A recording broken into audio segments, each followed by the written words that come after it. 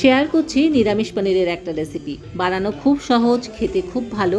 ভাত, রুটি, পরোটা সবার সঙ্গে খুব ভালো লাগে। প্রথমেই একটা প্যানে নিয়েছি কয়েকটা মশলা। এর মধ্যে 2-3টে এলাচ, লবঙ্গ, দারচিনি, সামান্য জয়িত্রী আর কয়েকটা গোলমরিচ রয়েছে। নিয়েছি হাফ কাপ পরিমাণে তিল আর 7-8টা কাজু। খুব ভালো করে রোস্ট করে এটাকে ঠান্ডা করে জল দিয়ে পেস্ট করে নিয়েছি।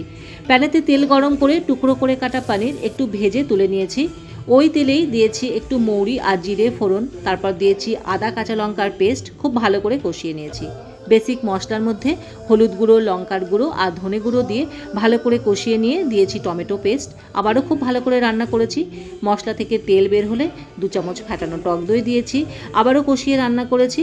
আর কাজু আর তিল দিয়ে যে পেস্টটা বানিয়েছিলাম সেটা দিয়ে কিছুক্ষণ রান্না করেছি। তারপরে ভাজা পনিরগুলো যেটা আমি জলে ভিজিয়ে রেখেছিলাম সেটা দিয়ে আরও কিছুক্ষণ রান্না করে স্বাদ মতন লবণ, মিষ্টি দিয়ে আর কাসুরি মেথি দিয়ে এটাকে নামিয়ে নিয়েছি। দুর্দান্ত হয় খেতে এই নিরামিষ পনিরটা। এভাবে বানিয়ে দেখতে পারো বন্ধুরা। চলো আজকের মতো টাটা।